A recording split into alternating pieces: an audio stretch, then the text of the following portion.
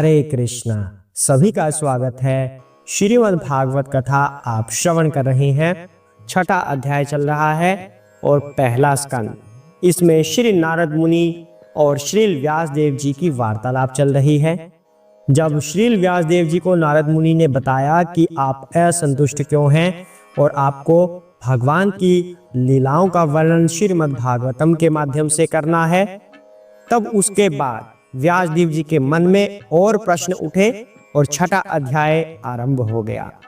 तब छठे अध्याय में श्री व्यास देव जी ने पूछा कि जो संत महात्मा आपको मिले थे, जिनसे आपने दीक्षा प्राप्त की, उनके जाने के बाद आपका जीवन कैसे व्यतीत हुआ। तो श्री नारद मुनि ने ये सब बताया कि ऐसे ऐसे वो वन वन भटके, फिर नदी से उन्होंने पानी पिया और स्नान भी किया, फिर बैठे और भगवान का ध्यान उन्होंने किया। जब भगवान का ध्यान किया तो उनके हृदय कमल में श्री भगवान उसी समय उन्हें दिखने लगे, उनको दर्शन हो गए। पर कुछ ही क्षण के बाद भगवान को वो देख नहीं सके, और जब वो देख नहीं सके तो बहुत ही संतप्त होकर श्री नारद मुनि उठ खड़े हुए। उनको इतनी विरह की भावना पैदा हो गई कि भगवान कहाँ गए। उसके बाद अब श्री भगवान आज बोलेंगे। श्री भगवान बताएंगे श्री नारद मुनि को कि वो क्यों नहीं दिख रहे। तो आज का पाठ आरंभ करने से पहले भगवान की छोटी सी वंदना कर लेते हैं। वंदना करने से भगवान के चरण कमलों में हमारा हृदय स्थापित हो जाएगा और हम भागवत कथा को भगवान के आशीर्वाद से ठीक से समझ पाएंगे। तो आइए भगवान की आराधना आरंभ करते हैं। हरे कृष्णा। हरे कृष्णा हरे कृष्णा कृष्णा कृष्णा हरे हरे हरे राम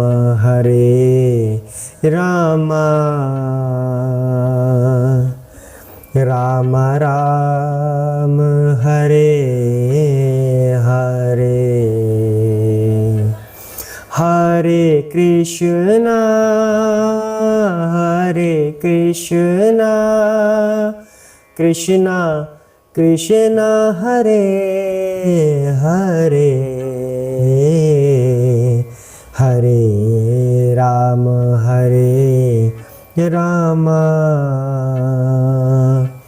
राम राम हरे हरे हरे कृष्णा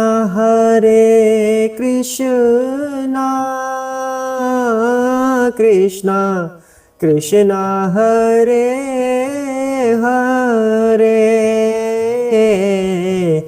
हरे राम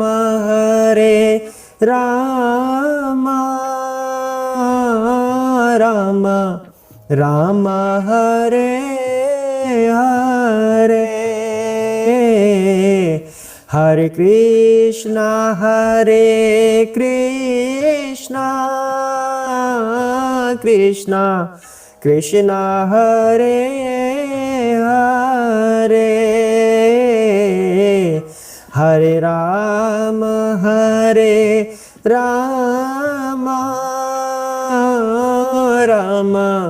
राम हरे हरे हरे कृष्णा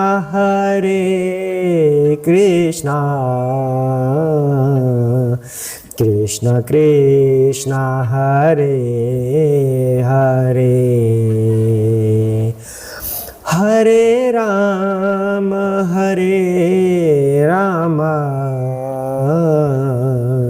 राम राम हरे हरे हरे कृष्णा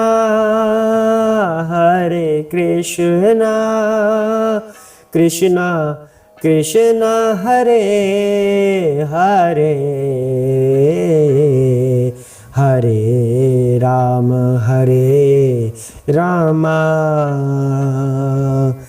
राम राम हरे हरे। हरे कृष्णा। जय श्री गणेश, जय श्री व्यासदेव जी, जय श्री नारद मुनि, सुखदेव गोस्वामी की जय हो, सूत जी महाराज की जय हो, श्रील प्रभुपाद की जय हो, चैतन्य महाप्रभु की जय हो, सरस्वती माता की जय हो, ब्रह्मा विष्णु महेश की जय हो, शिव शंकर भोलेनाथ पार्वती माता की जय हो, सभी के गुरु महाराज की जय हो। राधे कृष्णा। ओम नमो भगवते वासुदेवाय। हरे कृष्णा। तो आइए पाठ को आगे बढ़ाते हैं।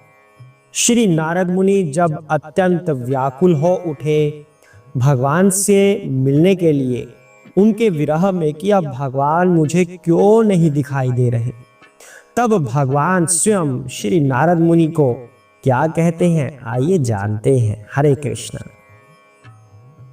एवं यातान्ताम विजने मामा गोचरागी राम गंभीरशलक्षणया वाचा शुचाः प्रशमायान इव। हरे कृष्णा। उस एकांत स्थान में मेरे प्रयासों को देखकर समस्त लौकिक वर्णन से परे श्री भगवान ने मेरे शोक को दूर करने हेतु अत्यंत गंभीर तथा सुखद वाणी में मुझसे कहा। हरे कृष्ण। श्री नारद मुनि कह रहे हैं कि लौकिक वर्णन से परे भगवान को हम अपनी वाणी से वर्णित भी नहीं कर सकते कि श्री भगवान ऐसे हैं। भगवान की ऐसी व्याख्या की जा रही है कि वेदों में ये बात लिखी हुई है, स्पष्ट लिखी हुई है कि भगवान लौकिक वाणी तथा बुद्धि से परे है। वही बात यहाँ पर नारद मुनि कह रहे हैं, लौकिक वर्णन से परे। उन श्री भगवान ने मुझ पर कृपा करने के लिए, मेरे इस दुख को दूर करने के लिए मुझसे ये शब्द कहे। इसका मतलब क्या है? पहली बात तो ये कि भगवान को सुनने के लिए ये भौतिक कान पर्याप्त नहीं है। विशेष इंद्रियां जब मिलती हैं हमें, आध्यात्मिक इंद्रियां, तभी भगवान को सुन सकते हैं या देख सकते हैं, अनुभव कर सकते हैं। जब हमारे पास विशेष इंद्रियां हो, आध्यात्मिक इंद्रियां, तो आम मनुष्यों के पास ऐसी इंद्रियां नहीं होती, इसलिए वो भगवान को देख या सुन नहीं सकते। लेकिन श्री नारद मुनि, वो तो भगवान के इतने बड़े भक्त हैं, उनकी तो सभी इंद्रियां भगवान की सेवा के लिए है। तो भगवान ने अपनी कृपा से श्री नारद मुनि को वो इंद्रियां प्रदान की जिसकी वजह से वो भगवान को सुन सके। अन्यथा कोई भी प्रयास कर लीजिए, कुछ भी कर लीजिए, जब तक भगवान की कृपा नहीं होगी, जब तक स्वयं भगवान नहीं चाहेंगे, तब तक हम या आप या कोई भी भगवान को सुन नहीं सकता। तो भगवान ने विशेष अनुग्रह करके श्री नारद मुनि को विशेष इंद्रियां प्रदान की और जिससे भगवान अब उन्हें सुनाई देंगे। आगे जानते हैं भगवान ने कहा क्या। हरे कृष्णा। हंतास्मि न जन्मानि भवान् मामाद्रष्टुम् इहार्हति अविपक्वकषाया राम दुर्धर्षा अहं कुयोगिनाम। हरे कृष्णा। श्री भगवान ने कहा, हे नारद, मुझे खेद है कि तुम इस जीवन काल में अब मुझे नहीं देख सकोगे। जिनकी सेवा अपूर्ण है और जो समस्त भौतिक कल्मश से पूर्ण रूप से मुक्त नहीं है, वे मुश्किल ही मुझे देख पाते हैं। हरे कृष्णा। तो एक बात तो श्रीमद् भागवतम हमें बता रही है कि भगवान अत्यंत पवित्र है, सर्वोपरि है, सच्चिदानंद रूप है। तो भगवान से कोई भी ऐसा व्यक्ति नहीं मिल सकता जिसके अंदर रंच मात्र भी भौतिक कल्मश भरा हुआ हो। रंच मात्र भी, कि जैसे हमारी इच्छाएं होती हैं, मुझे ये चाहिए, मुझे वो चाहिए। अगर इतनी सी भी इच्छा किसी भौतिक पदार्थ के लिए है, इसका मतलब भगवान के लिए 100% इच्छुक नहीं हुआ, और जब तक ऐसा नहीं होता तब तक भगवान से नहीं मिल सकते। श्री नारद मुनि को श्री भगवान कहते हैं कि अब तुम मुझे आगे नहीं देख पाओगे, क्योंकि ये श्री नारद मुनि का ये वाला जन्म नहीं है, इससे पूर्व जन्म है, और कुछ ना कुछ भक्ति रह रही होगी श्री नारद मुनि की, जो भगवान कह रहे हैं कि अब तुम मुझे नहीं देख पाओगे। तो भगवान की कृपा से ही श्री नारद मुनि उन्हें देख पाए थे कुछ क्षण के लिए, और अब श्री नारद मुनि उन्हें सुन रहे हैं, क्योंकि श्री नारद मुनि की भक्ति पूर्व जन्म में भी अत्यधिक थी। भगवान के इतने पक्के भक्त हैं श्री नारद मुनि पूर्व जन्म में भी, कि भगवान को वो देख भी पाए और सुन भी पाए। लेकिन अभी भी कुछ कुछ बाकी होगा।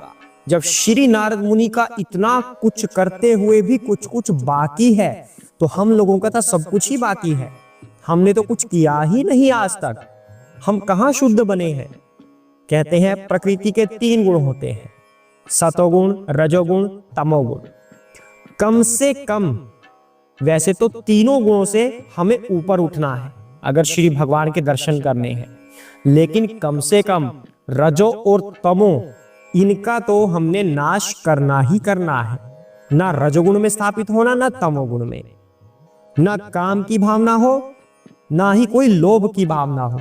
जब ये भावनाएं खत्म होंगी, भौतिक इच्छाएं, इंद्रिय तृप्ति या इंद्रिय तुष्टि की इच्छा हो, जब तक ये चीज रहेगी तब तक हम योग्य नहीं बनेंगे, तब तक हम अधिकारी नहीं बनेंगे भगवान के दर्शनों के।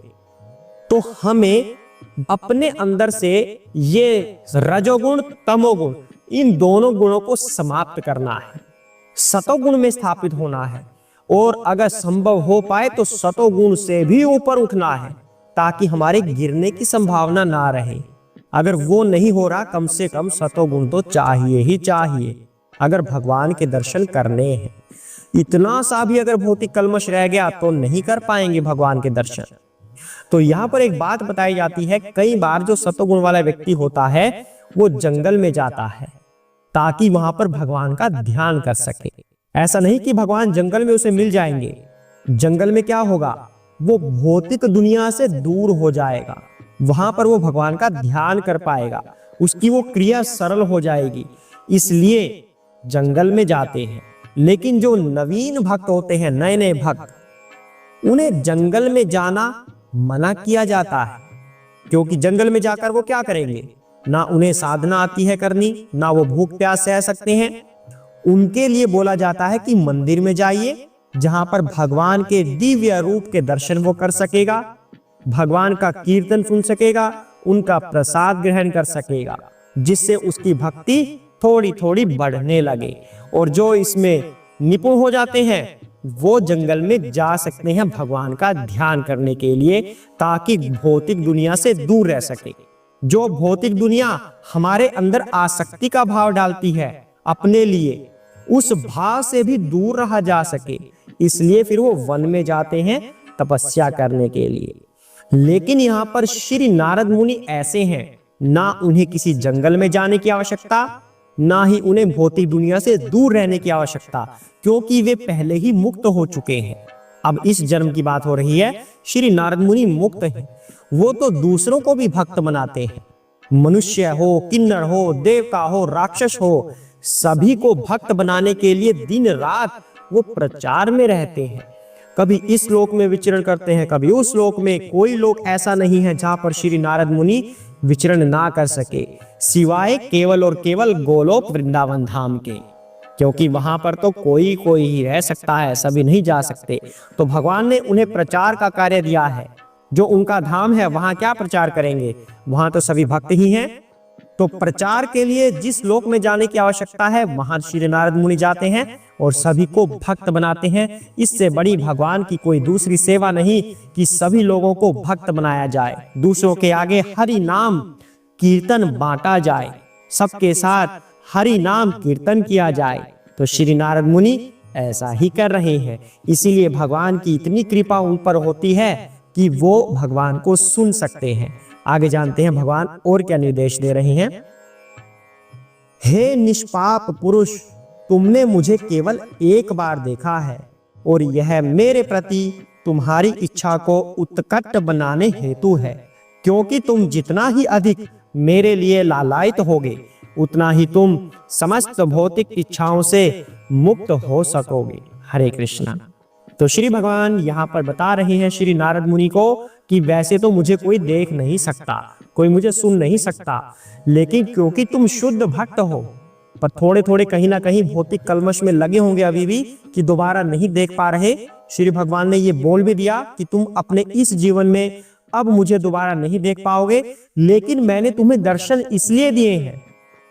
वैसे तो श्री नारद मुनि भक्त हैं, तो भक्त को भगवान दर्शन देते हैं, लेकिन भगवान यहाँ पर स्पष्ट कर रहे हैं मेरे दर्शन से तुम मेरे लिए और ज्यादा लालायित हो जाओगे, और अगर मेरे लिए लालायित होगे तो भौतिक कलमश से दूर हो जाओगे, और जो व्यक्ति भौतिक कलमश से दूर रहेगा वही भगवान के समीप रह सकता है। इसलिए श्री भगवान ने इतनी विशेष अनुकंपा की श्री नारद मुनि पर कि उनको दर्शन दे दिए, और जो भगवान के उस दिव्य स्वरूप के दर्शन एक बार कर ले, तो ये बात कल भी हुई थी, फिर उसे किसी दूसरे दर्शन की आवश्यकता नहीं रहती। कोई और रूप उस व्यक्ति को प्रभावित कर ही नहीं सकता जिसने एक बार भगवान के उस दिव्य रूप के दर्शन कर लिए। कैसा भी भौतिक रूप हो, चाहे स्वर्ग की अप्सरा क्यों न हो, अगर भगवान के दिव्य रूप के एक बार दर्शन हो गए तो उन अप्सराओं को देखने का भी मन नहीं करेगा, क्योंकि टेस्ट हायर मिल चुका है। भगवान के 1 करोड़ अंश, जब भगवान है उनका 1 करोड़वां हिस्सा, उस अंश का भी 1 करोड़ कर दिया जाए, गुरु महाराज बता रहे हैं ऐसे, उससे इंद्रिया उसकी सभा प्रकट होती हैं, वो अप्सराएं प्रकट होती हैं। आप देखिए जब वो इतने सुंदर हैं, या कामदेव भी करोड़वें के करोड़वें हिस्से के बराबर हैं भगवान के, तो स्वयं भगवान वो कितने सुंदर होंगे। तो उस दिव्य स्वरूप के एक बार दर्शन अगर हो जाए तो व्यक्ति को किसी दूसरे दर्शन की अभिलाषा नहीं रहती। तो इसलिए भगवान ने विशेष अनुकंपा से श्री नारद मुनि को दर्शन दिए, ताकि वो भगवान की ओर और ज्यादा लालायित हो सके, और जो भगवान की तरफ लालायित होगा भौतिक कलमशों से तो मुक्त ही समझिए। तो भौतिक कलमश से मुक्त करने के लिए भगवान ने ऐसा किया है, उन्हें दर्शन दिए हैं। हमें भी भगवान से ऐसी प्रार्थना करनी चाहिए कि हे प्रभु, हमें भी इन भौतिक इच्छाओं से ऊपर उठाइए, हमारी कोई भी किसी भी प्रकार की भौतिक इच्छा ना हो, हम आपके चरण कमलों में ही अपना आश्रय ढूंढें और इन्हीं चरण कमलों की हमेशा सेवा करते रहें। हरे कृष्णा। आज के लिए इतना ही करते हैं। किसी को समझ ना आया हो तो पूछ सकते हैं। अवश्य ही राधे कृष्णा या हरे कृष्णा लिखते रहिए। ओम नमो भगवते वासुदेवाय।